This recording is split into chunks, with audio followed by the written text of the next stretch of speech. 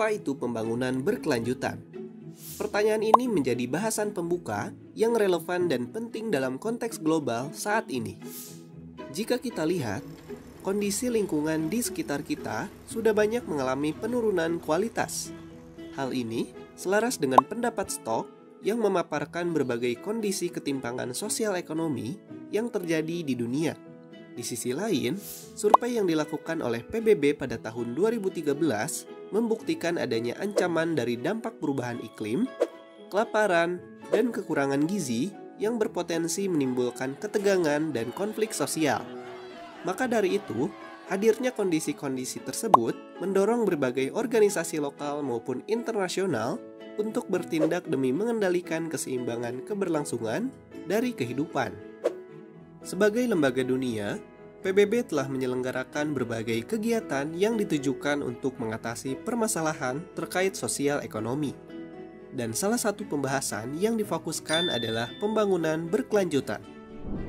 Semuanya dimulai sejak tahun 1987 saat Komisi PBB yang berwenang terhadap lingkungan dan pembangunan meluncurkan laporan yang berjudul Our Common Future atau Brundtland Report.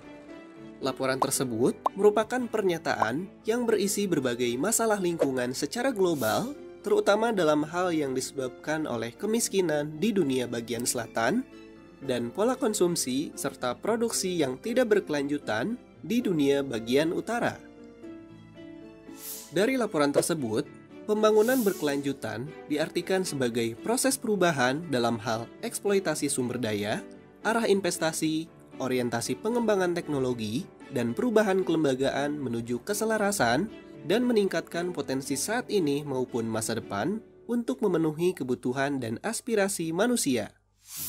Secara sederhana, pembangunan berkelanjutan merupakan pembangunan yang memenuhi kebutuhan saat ini tanpa mengorbankan kemampuan generasi mendatang untuk memenuhi kebutuhan mereka sendiri.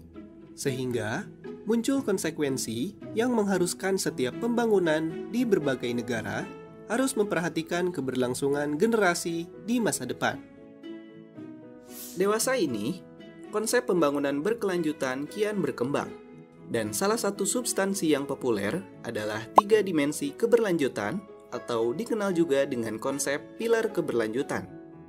3 dimensi atau pilar ini terdiri dari pilar ekologi atau lingkungan, pilar sosial atau masyarakat, dan pilar ekonomi. Ketiga pilar tersebut dapat diilustrasikan dalam wujud adanya keterkaitan secara seimbang yang pada akhirnya menghasilkan ilustrasi area pembangunan berkelanjutan di bagian tengah. Sebagai hasil dari persinggungan 3 pilar, konsep ini dikenal dengan istilah tripartit. Konsep tersebut diperkuat juga oleh pendapat Tommy Slab yang mengemukakan bahwa inti dari konsep pembangunan berkelanjutan adalah konsep triple bottom line yang menyeratkan keseimbangan dari 3 pilar keberlanjutan itu sendiri. Gambaran umum terkait kedudukan setiap pilar dapat dijelaskan sebagai berikut. Keberlanjutan sosial diartikan sebagai kemampuan sistem sosial seperti negara atau organisasi untuk menciptakan kesejahteraan dan keharmonisan sosial yang ditentukan tanpa batas. Selanjutnya, keberlanjutan lingkungan diartikan sebagai kemampuan lingkungan untuk mendukung tingkat kualitas lingkungan dan tingkat ekstraksi sumber daya alam yang ditentukan tanpa batas waktu. Dan yang terakhir, keberlanjutan ekonomi diartikan sebagai kemampuan perekonomian untuk mendukung tingkat produktivitas ekonomi tertentu tanpa batas waktu. Hubungan antara dimensi pembangunan berkelanjutan memperlihatkan bahwa pembangunan berkelanjutan hanya dapat dicapai apabila seluruh dimensi hadir dalam suatu keseimbangan. Apabila hanya berfokus pada satu dimensi saja tanpa mempertimbangkan dimensi lainnya, maka akan terjadi ketidakberlanjutan atau unsustainable development. Maka dari itu, mulai saat ini, mari kita bersama-sama menjaga keseimbangan ketiga pilar pembangunan berkelanjutan demi tercapainya tujuan pembangunan berkelanjutan secara utuh.